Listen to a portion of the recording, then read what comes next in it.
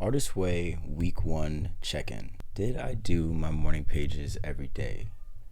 No, I did them for most of the days, I'm gonna say. It was hard to get myself out of bed and make sure that I did it, but when I did actually accomplish it, I never regretted it. So it's definitely something that I plan on keeping up with, but I'm not gonna lie, I did not manage to do it every day. Now my first artist date that I took myself on was to a comic book store in my neighborhood that I've been passing for the longest. I finally stopped psyching myself out of reasons why not to visit it, and I'm so glad that I did because it was so inspiring. It has a lot of different comic books from local artists and artists of color from around the world. So it was a really, really fulfilling thing. And it was very simple. So I'm definitely going to keep up with the artist dates. I do have a list of artist dates that I've been making, but I haven't gotten around to planning week 2 just because things have been kind of up in the air for me lately. Next question. Were there any issues this week that you consider significant for your recovery? I would say the biggest issue, other than procrastination and doubting myself, perfectionism, is not being able to recognize that what I'm doing could one day inspire others. I recognize that because the artists that inspired me before, they didn't do it from a place of me copying them. I felt like because artists had recommended this course, that me doing this is just copying them and not forging my own path. And I had to release that and recognize that it's not so much the overnight success aspect of the story of artists that have used this that attracts me to it. It's really the ugly and imperfect process of their journey. And I think the blockage that I had with recognizing that for myself is that I never thought of myself as someone who can inspire people after me. It was really powerful recognizing that, and also recognizing that I don't have to try to be anything other than myself in order to create, because I am a creator. And the things that I make are valuable and important and interesting because they come from within. They come from my spirit. And a big thing that chapter 1 talked about is how God is the original creator and how we need to connect with that energy flow between us and God in order to let our creations come forth. That was really powerful. And I guess the biggest thing for me was how she described our creative well, which is supposed to be like a literal or metaphorical well within yourself that your creativity comes from. And every time you make something, you're drawing from the well. The important part is that just as much as you take away, you have to add back to it. And where a lot of people get caught up is that they're creating and things may be going good and they're productive, but then they reach this roadblock. And the roadblock, as she describes it, is that they aren't pouring back into their well. And the way that you pour into your well is by doing the morning pages, by going on the artist dates. And so I want to do more of that. I definitely think that those things, along with the actual activities, really poured into me creatively. I'm really excited to see what goes next. As far as like the actual exercises that I did, so the first one I did was just writing out your blurts, which are basically negativity from your inner critic that your mind is basically trying to use to stop you. And I'm not going to go into detail with all of them, but the main one that I had was that doing this is a waste of time and that I'm just going to procrastinate and fall off of the process. The affirmation that I got from that blurt is that my creativity is valuable and this healing process is worth my time and I'm allowed to grow at my own pace. That's something that is going to be really important for me on this process, is recognizing that it is a process and it's not going to happen overnight. And I don't need to be perfect. As you can see, perfectionism is a huge recurring theme for me. The biggest thing that she talks about in the book regarding that is that you can't expect to improve and be perfect at the same time.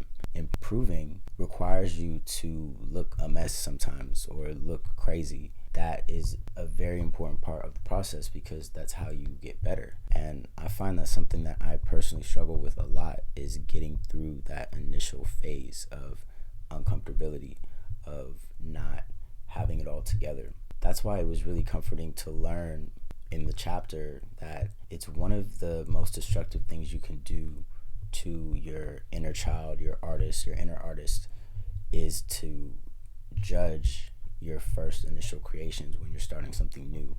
And something that we often do is we compare our first efforts at something to people who have already mastered it. She even mentioned that rarely, even with people who have mastered stuff, rarely do we even see their first initial creations. And I thought that was really powerful. And it's crazy how it's something that we naturally do, and nobody's ever really been able to put it into words how she does. So that was really powerful. The last thing I would say that comes to mind is the concept of shadow artists. And I guess it connects to the thing that I felt about inspiration, but she was just talking about how shadow artists are people who internally they want to create, they want to be artists, and they are artists, but they've let their blockages keep them from going at it altogether. Often people who are shadow artists are in close proximity to people who are actually creating, and they can be critics or maybe people who work in the industry around the artist, and deep down they want to create for themselves, but they've told themselves for various reasons that it's not accessible to them. And so instead, they go after the next best thing. And a lot of times it's subconscious. It was very impactful reading that, because I think naturally nobody wants to admit that they're a shadow artist. And throughout the way that she describes it and all the various examples, it's apparent that she's saying we all can be shadow artists in certain aspects, even if we are creating. We all have that ability to let our inner critic, let the darkness and the negativity keep us from self-actualizing. It was important for me to recognize that within myself. I definitely have some shadow artist tendencies. And it comes from resentment. It comes from the pain of things that I've been through, and just comes from my own self-limiting beliefs. And that's why in this book, it's really important how she says that creativity isn't something that is scarce. Creativity is abundant because it comes from God. To put limitations on your own creativity, to have this mindset that you are going to run out of ideas or run out of blessings, is really putting limitations on God. And instead, we need to recognize that there are no limits to God, and somebody else bringing forth an amazing creation or somebody else being blessed with an amazing opportunity doesn't take away from us. That was really powerful to me, because another thing that I'm learning is how to truly appreciate the successes of other people. And I don't think I'm entirely a hater, but I think naturally, yeah, there are certain times where the success that somebody else is going through does sting a little bit. And instead of having that be an internal battle within myself to where I'm feeling guilty for feeling how I feel, and I'm feeling down on myself, and I'm comparing, you could use the successes of others and the blessings that they get as further confirmation that God is abundance, that the universe is abundance, that creation and blessings are abundance, and it can happen for you too. Yeah, those are the things that I took away from this chapter. And as far as the actual challenges that I did, in addition to doing the blurts, they had one where you are supposed to think of 5 lives that you would have if you weren't currently living your life. And it was 5 different professions, and they name all these various things you could do. Like you could be a poet, race car driver, a movie star, a scuba diver, anything. But the rule is that these jobs have to be, well, these professions, not even jobs, the rule is that they have to be things that are fun, things that excite your inner child.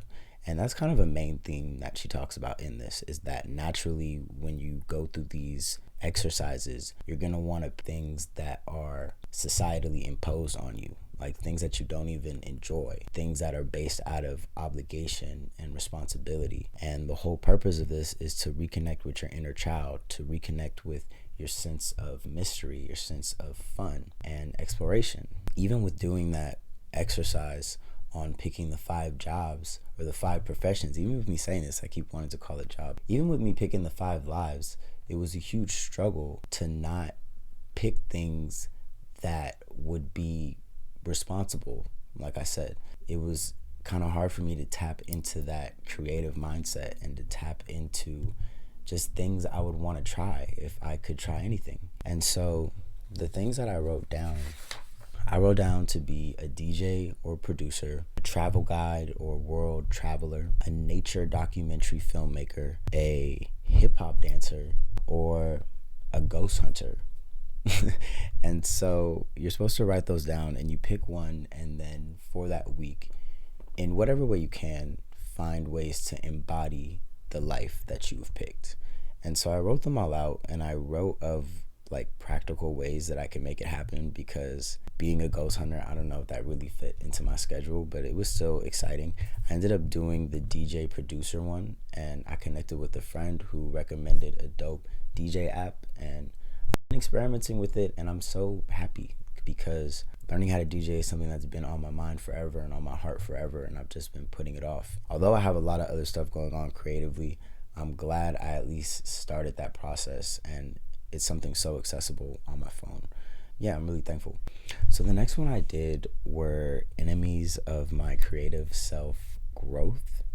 And yeah, it was a lot to unpack. With the challenges, she said that you should do challenges that you're either feeling really drawn to or feeling strongly against, because the stuff that we are most resistant to are often the things that we need the most. So the one about the jobs was definitely one that I felt drawn to, and this creative enemies one I kind of put off for a while. Once I started doing it, it was hard not to stop.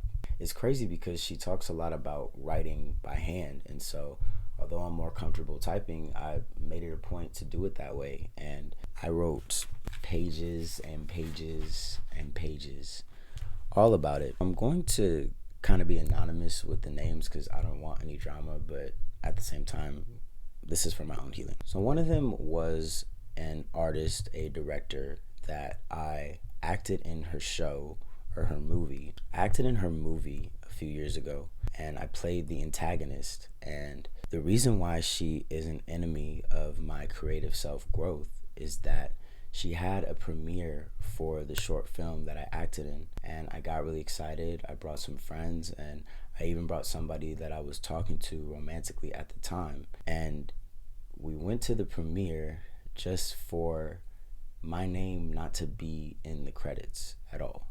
It wasn't the end of the world, but I gotta back up. So throughout the filming process, mind you, she scouted me out to be in this project. Throughout the process of filming, it seemed like she was taking my role as the antagonist very seriously, because I was often cut out of meetings and social situations relating to the film. And in the end, I did feel like I was put at a distance, but I was just rationalizing it as this person getting into character.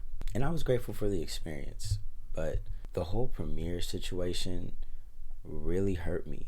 Still at that point, I was giving them the benefit of the doubt, and I let her know, hey, I don't know if you noticed, but you didn't put my name in the credits. Just for then, at that point, I was told that there would be changes and my name would be added, and I was invited to another premiere just for my name to be added, but without a last name and not next to the character that I played. Like, it was a different character, the actress that played her, and then underneath her name was my first name, but nothing else. And so, yeah, I feel like that really left a bad taste in my mouth, because a lot of time and energy was put into the process of filming, and I was just kind of getting into the whole creative sphere in the Bay Area, and thankfully I still had a lot of opportunities that came from that, but I wish that would have played out differently. My next creative enemy is the actual person that I took to that premiere, because they were literally just finessing me for my connections and the people around me. And that is a lesson that I definitely wish that I would have learned sooner in life, is that some people only want to be around you for the things that come from being around you. And so I really let that person finesse me for my attention and my affection, and use me as an experiment, but also use me for my connections. And the icing on the cake was that after I finally recognized this and cut this person off, I would catch this person at events that are literally only relating to my friend group. So that was really painful, and it was really just things that kind of led to me feeling jaded when it comes to collectives, being part of art collectives. I think that the idea of it and the potential is really good, but the way that it's played out in my life has not been successful, unfortunately. The next thing I would talk about is, of course, I had an ex who did not believe in me. I had an ex that was an artist, but did not care or support my art in any way and actually actively went against it. I don't think that I'm in a place to really give you the whole spiel on that because that's a video within itself, but this person was a huge creative enemy. This person definitely downplayed everything that I'm passionate about, and the person would do things and say things in a way to insinuate that they are an artist and I'm not, and basically uplift the stuff that they're doing and shit on my stuff. And it was really painful because I was this person's number one fan, number one supporter, but it wasn't returned. And I think it was a long process of me accepting that and kind of ignoring that and downplaying that with myself. And that's a huge thing that I'm working on, is not dismissing my own feelings or my own creativity or just who I am, even though others may do that. But yeah, I wrote a lot. It's a lot of pages, but that will have to come at a later date. Overall, I want to be patient with myself in this process, and I want to not feel that I need to get it all perfect. The perfectionism and being so attached to doing everything in the best way possible is really defeating the purpose of this entire process, because the process is to unblock my creativity. The process is to get more comfortable with myself and reconnect with the fun and the ease that creativity is supposed to be. And I owe it to myself to do so. Thank you for watching. Your mind is a garden. Your thoughts are the seeds. You can grow flowers or you can grow weeds. Thank you.